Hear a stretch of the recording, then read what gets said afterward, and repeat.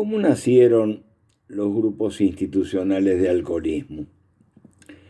Allá por 1975, yo trabajaba en el hospital de General Roca en la provincia de Río Negro y había elegido como psiquiatra una parte de mi carga horaria desempeñarla en la urgencia, en la emergencia, porque siempre pensé que es un momento en el cual es posible producir intervenciones que logren transformar eh, con cierta velocidad el problema que, por lo menos el problema inmediato que el paciente o el grupo familiar presenta.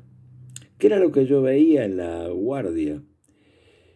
Era la guardia, una de las guardias más cargadas, porque era la del viernes al sábado al mediodía. Yo había elegido ese día. Yo veía que a medida que avanzaba la tarde del viernes, lo que más atendía eran pacientes alcohólicos o en crisis de excitación psicomotriz, o excitados o intoxicados. Los internaba, si así correspondía, y cuando yo volví el lunes al hospital, ninguno de ellos estaba todavía internado y había argumentación diversa. Yo me fui dando cuenta que esos pacientes habían sido dados de alta porque la crisis había cedido, pero lo que continuaba era la enfermedad frente a la cual el hospital no tenía respuesta. Esa enfermedad se llama alcoholismo. Esto es, no solo la sociedad negaba y niega este gravísimo problema médico-social, sino que yo experimenté en carne propia que la institución sanitaria, que yo suponía que no iba a negar lo existente, lo negaba.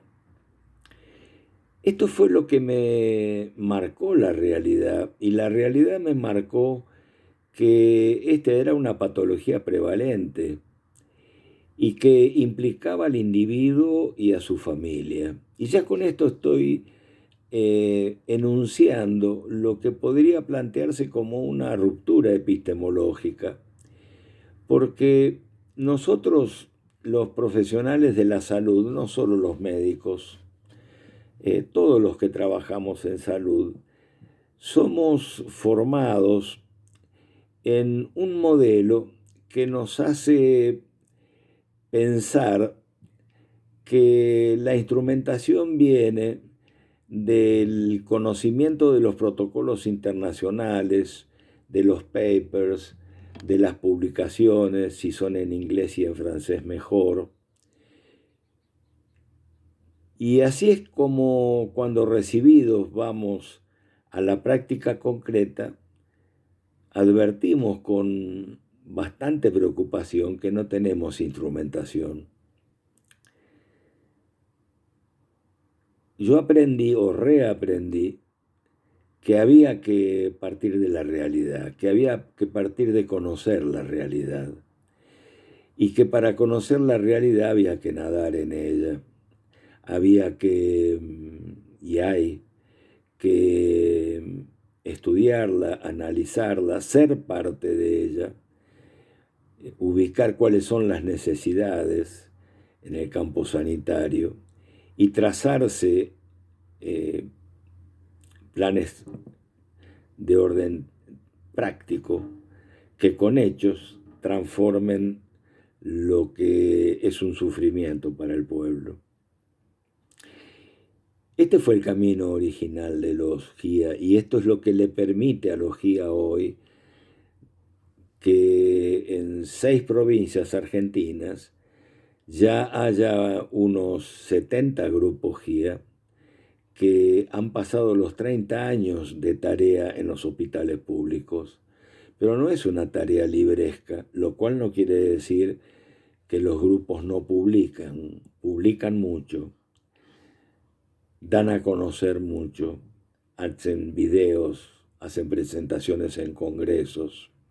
hacen películas, pero nunca han abandonado ese núcleo central que es el de partir del conocimiento de las necesidades de nuestro pueblo, partir de conocer ese sufrimiento, de ser parte de esa situación y trazarnos entonces planes, hechos que transformen aquello que genera sufrimiento.